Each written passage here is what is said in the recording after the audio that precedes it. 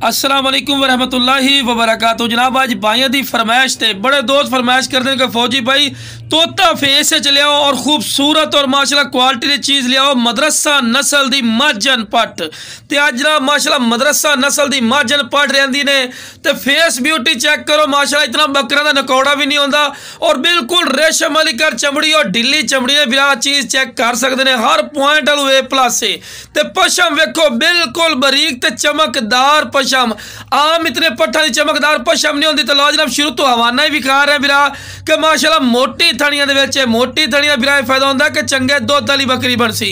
तो जनाब एक गब्बड़ी ने 1.5 महीने की लेकिन बिरा सी खाली बना के देना लेकिन माल क्या 1.5 महीने की गब्बड़ है। तो लो जनाब वेखते पे हवाने की अगली साइड तो थैली है पी जाला रे पई ये मझन नस्ल की निशानी होती है।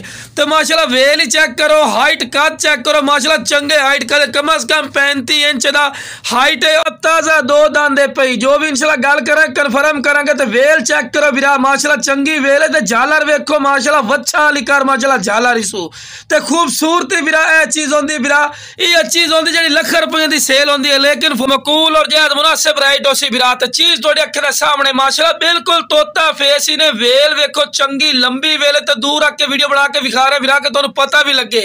तो दम वेखो बिल्कुल तीर वाली कर सीधी बिरा यह क्वालिटी होती जनाब। अगर मंडी लगे जाओ जैक्सन जी 60,000 रुपए दी 70,000 रुपए दी इस तू घट गल नहीं सुननी लेकिन साडा की रेट होसी इंशाल्लाह कॉल करे तो रेट दसांगे थोड़ा दिल खुश होगा। तो खूबसूरती इस तू बाद कोई नहीं कोई नुक्स साहब की दूसरे नंबर पर गारंटी देवांगे जरा भी नुक्स साहब नहीं होगा बिरा। तो कन्ना के लापर ही चेक कर सकते चंगे लंबे कन और चिपटे सिंगा दे खूबसूरत माशाल्लाह गर्दन की लंबाई वेख सकते हैं चंगी लंबी गर्दन दे विच ते खूबसूरती माशाल्लाह ये चीज़ होंदी ने शौक रखना बिरा ए शौक होता ने टैडी दोगली लमण का बिरा फायदा नहीं होता।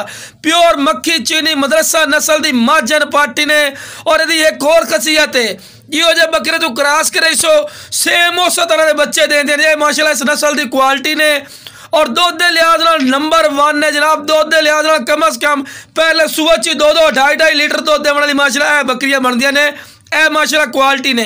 तो हाइट कद लो मिसाल ही माशाल्लाह कम अज कम 45 इंच ये पट्टा हाइट कर जांदियां जनाब। दूसरे